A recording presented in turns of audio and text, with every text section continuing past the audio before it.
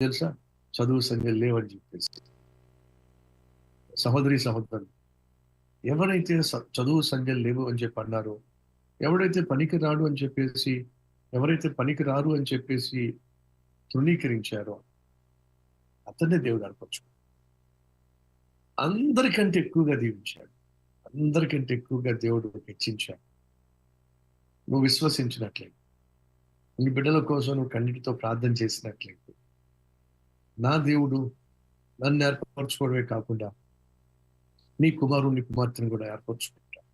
నా కుటుంబాన్ని ఏర్పరచుకోవడమే కాకుండా నీ కుటుంబాన్ని కూడా ఏర్పరచుకుంటాడు.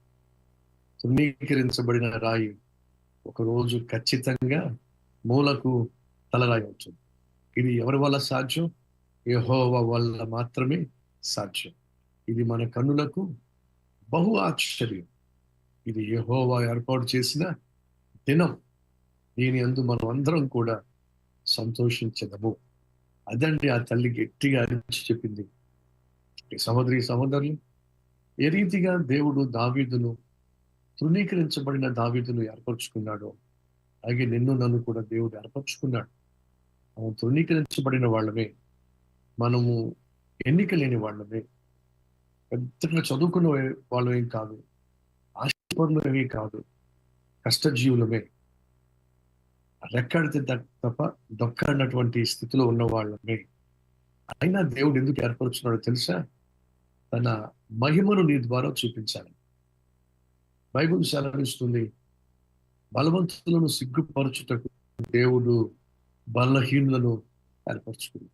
జ్ఞానులను సిగ్గుపరచడానికి దేవుడు అజ్ఞానులను ఏర్పరచుకున్నాడు. మళ్ళీ ఎవరైనా ఉన్నారా? బ్రదర్, నాకు పెద్ద తెలివి లేదు, నాకు పెద్ద జ్ఞానిని కాదు, పెద్ద చదువు లేదు, పెద్ద టాలెంట్స్ ఏమి లేవు అనేవాళ్ళు ఎవరైనా ఉన్నారా? అయితే ఈ శుభవార్త, దేవుడికి నువ్వే కావాలి.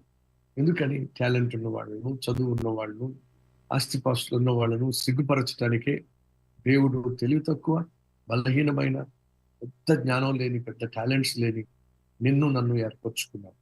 ఇది దేవుని వలన జరిగిన మహత్కార్యం. అంతేకాదు, దేవుడు ఒకరోజు నిన్ను నీ కుటుంబాన్ని హెచ్చించే దినము వస్తుంది. కానీ దానికి మనం వేచి చూడాలి.